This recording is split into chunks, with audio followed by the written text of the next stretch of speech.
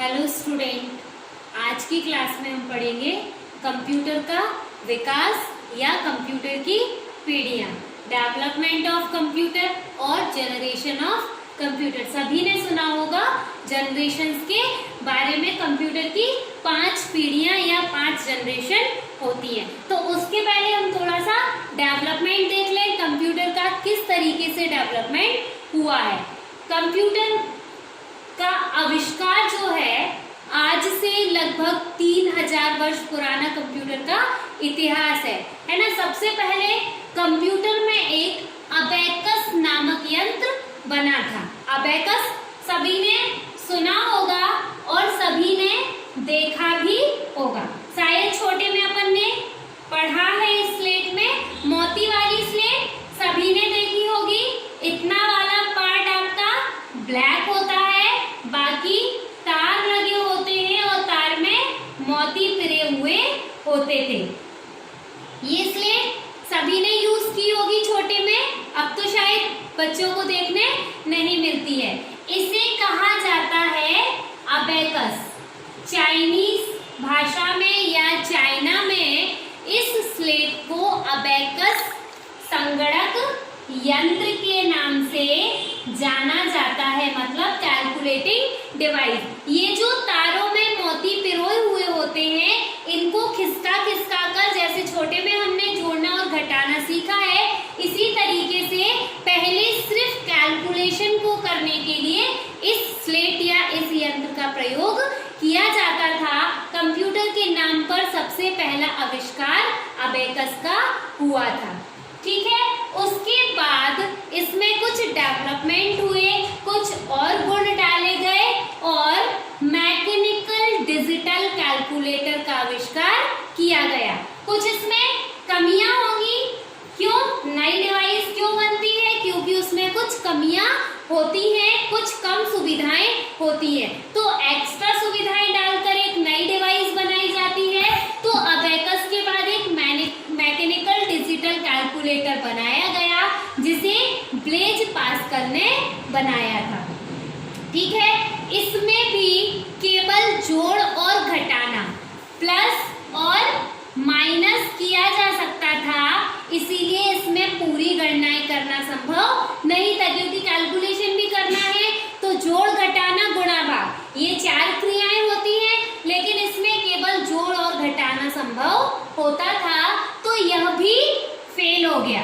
Fail हो गया मतलब इसमें कम सुविधाएं रही, ठीक है। तो और ज्यादा सुविधा युक्त कंप्यूटर बनाने के लिए चार्ल्स बेबेज, जिन्हें कंप्यूटर का पितामह या जनक कहा जाता है, जिनकी जो कंप्यूटर जो है वो इनकी ही या चार्ल्स बेबेज की ही देन है।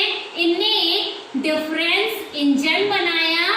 चूंकि डिफरेंस इंजन आकार में बहुत बड़ा था, कितना बड़ा था, लगभग 10 बाई 10 के कमरे के बराबर था। कैलकुलेशन एक कैलकुलेटर की तरह ही करता था, लेकिन इसको रखने के लिए एक लगभग 10 बाई 10 स्क्वायर फीट के कमरे की जरूरत होती थी, मतलब उतनी तो केवल कंप्यूटर की साइज ही होती थी, ठीक है। लेकिन फिर भी इसमें कुछ कमियां पाई गई और उसे 100% नहीं बताया गया, जिससे वो निराश हुए। जब उनको निराशा हुई तो उन्होंने आगे कंप्यूटर का आविष्कार या उसको डेवलप करने के लिए मना कर दिया कि अब उन्हें नहीं करना है करके। लेकिन लेडी एडा अगस्टा, जो कि फर्स्ट लेडी थी कंप्यूटर रिसर्च में, उन्होंने चार्ल्स बेबेज की सहायता से या चार्ल्स बेबेज ने लेडी एडा अगस्टा की सहायता से एक कंप्यूटर बनाया, जिसमें लगभग पूरी कैलकुलेशंस को किया जा सकता था। अब जब कंप्यूटर बन गया, फिर भी कोई भी मशीन होती है, कोई भी हमें सुविधा मिल जाए, लेकिन उसमें हमें कुछ प्लस माइनस तो दिखता ही है कि उसमें ऐसा और होता तो और अच्छा होता, ऐसा नहीं होता तो और अच्छा होता। उसी तरीके से इसके बाद भी कंप्यूटर में और विकास होता गया। उस विकास को पढ़ने के लिए हमें कंप्यूटर की जनरेशन को पढ़ना होता है। सबसे पहले छोटी सी कैलकुलेशन डिवाइस आई, ये डिजिटल नहीं थी। फिर मैकेनिकल कैलकुलेटर आया, फिर डिफरेंस इंजन आया जो कि मैकेनिकल ही था, फिर डिजिटल आया, है ना। तो इसी के लिए हम जनरेशंस पढ़ते हैं, जनरेशन ऑफ कंप्यूटर। तो इस विकास को पीढ़ियों में डिवाइड किया गया, तो कंप्यूटर की 5 पीढ़ियां बनाई गई। फर्स्ट जनरेशन प्रथम पीढ़ी, द्वितीय पीढ़ी, तृतीय पीढ़ी, चतुर्थ पीढ़ी और पंचम पीढ़ी। ठीक है, इनके नंबर के आधार पर ही नाम होते हैं। लेकिन जो फर्स्ट जनरेशन है उसे एक ड्यूरेशन में डिवाइड किया गया। कैसे डिवाइड किया गया इन जनरेशंस को? एक ड्यूरेशन में डिवाइड किया गया। तो जो ईयर 1946 से 1956 तक के कंप्यूटर बने उन्हें फर्स्ट जनरेशन में रखा गया, प्रथम पीढ़ी में रखा गया। 1956 से 1964 के बीच में जो कंप्यूटर बनाए गए उन्हें द्वितीय जनरेशन, द्वितीय पीढ़ी या सेकंड जनरेशन में रखा गया। इसी तरीके से 64 टू 71 को थर्ड जनरेशन में, 71 टू 80 में जो भी कंप्यूटर बनाए गए उन्हें फोर्थ जनरेशन में रखा गया। और 1980 से आज तक के जो कंप्यूटर हैं उन्हें पंचम पीढ़ी या फिफ्थ जनरेशन में रखा गया। ठीक है, तो हम पढ़ते हैं प्रथम पीढ़ी, फर्स्ट जनरेशन। फर्स्ट जनरेशन में कौन कौन से कंप्यूटर को रखा गया है? 1946 टू 1956। ये जो फर्स्ट जनरेशन के कंप्यूटर हुआ करते थे उनमें सबसे पहले तो वैक्यूम ट्यूब का यूज किया जाता था। जो टेक्नोलॉजी है ना, टेक्नोलॉजी बेस्ड होते हैं कंप्यूटर, है ना। तो फर्स्ट जनरेशन में वैक्यूम ट्यूब टेक्नोलॉजी का प्रयोग किया गया। लेकिन एक कंप्यूटर में सिर्फ एक वैक्यूम ट्यूब यूज नहीं होता था, इसमें हजारों वैक्यूम ट्यूब का यूज किया जाता है।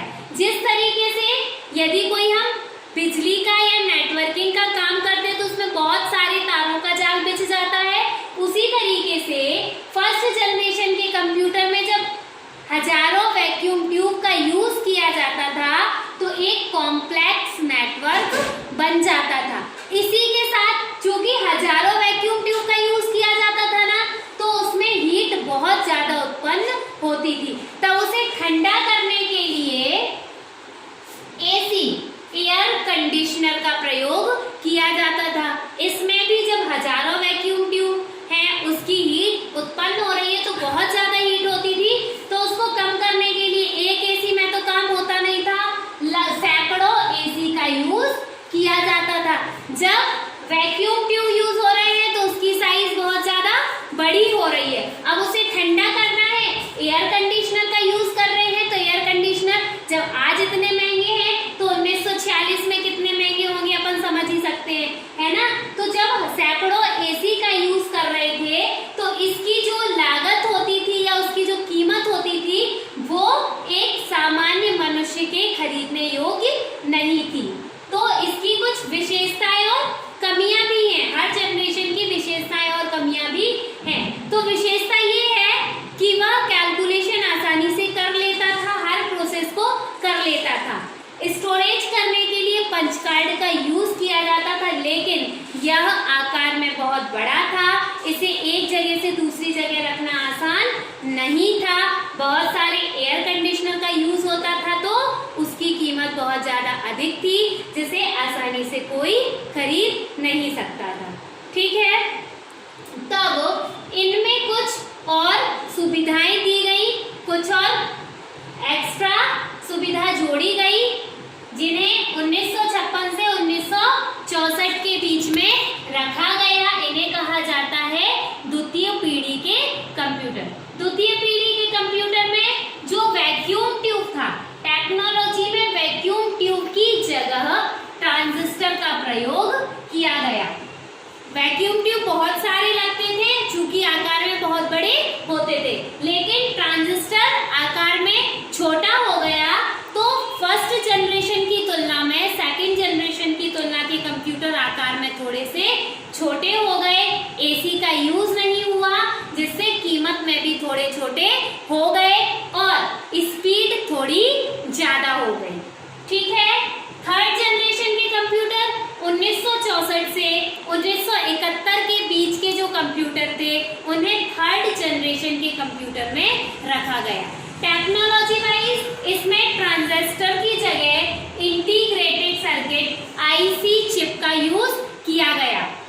जब आईसी चिप का आविष्कार हुआ तो इलेक्ट्रॉनिक्स मीडिया में एक नया वो आया, मतलब तूफान सा आया। क्यों? क्योंकि जहां वैक्यूम ट्यूब और ट्रांजिस्टर का यूज किया जाता था, जहां 10x10 के कमरे के आकार के कंप्यूटर हुआ करते थे, वहीं अब छोटे एक लगभग 2x2.5 फीट की टेबल में वो कंप्यूटर को हम रख सकते थे, है ना। टीवी जो आपका होता है ना, लगभग उस साइज के कंप्यूटर यहाँ पर बनने लगे, क्योंकि जो आईसी चिप होती है, जो आपका सिम कार्ड या मेमोरी कार्ड होता है, लगभग उतनी साइज की इंटीग्रेटेड सर्किट होता है, जिसमें हजारों ट्रांजिस्टर और कैपेसिटर लगे होते हैं। ठीक है। उसके बाद चतुर्थ पीढ़ी के जब आईसी बहुत छोटा हो गया तो उसके बाद और छोटे कंप्यूटर बनाए गए, जिन्हें 1971 से 80 के बीच के कंप्यूटर कहा जाता है या चतुर्थ पीढ़ी के कंप्यूटर कहा जाता है। इसमें इनका आकार थर्ड जनरेशन के कंप्यूटर से भी और छोटा हो गया, स्पीड बहुत ज्यादा हो गई, लागत या कीमत और भी कम हो गई, है ना। इसमें technology LIC large scale integrated circuit का यूज किया जाने लगा। और पांचवी पीढ़ी जो वर्तमान में चल रही है, इसमें VLSIC very large scale integrated circuit, मतलब जो आईसी चिप है ना, उससे भी बहुत सूक्ष्म या छोटी चिप का यूज किया गया पंचम पीढ़ी के कंप्यूटर में, जो 1980 से लेके आज तक के कंप्यूटर कहलाते हैं। आज तक जो कंप्यूटर बनाए जा रहे हैं उन्हें पांचवी पीढ़ी के कंप्यूटर में रखा गया है। इनमें कीमत भी बहुत कम है, मतलब एक आम इंसान जो जनरल मध्यम वर्गीय परिवार से है, वह इस कंप्यूटर को आसानी से खरीद सकता है। स्टोरेज कैपेसिटी बहुत अधिक होती है, स्पीड बहुत अधिक होती है, और हर प्रकार के डिजिटल और मैथमेटिकल कार्यों को हम इस पीढ़ी के कंप्यूटर की सहायता से आसानी से कर सकते हैं। ठीक है, ये थी हमारी जनरेशन ऑफ कंप्यूटर। ठीक है, ओके, थैंक यू।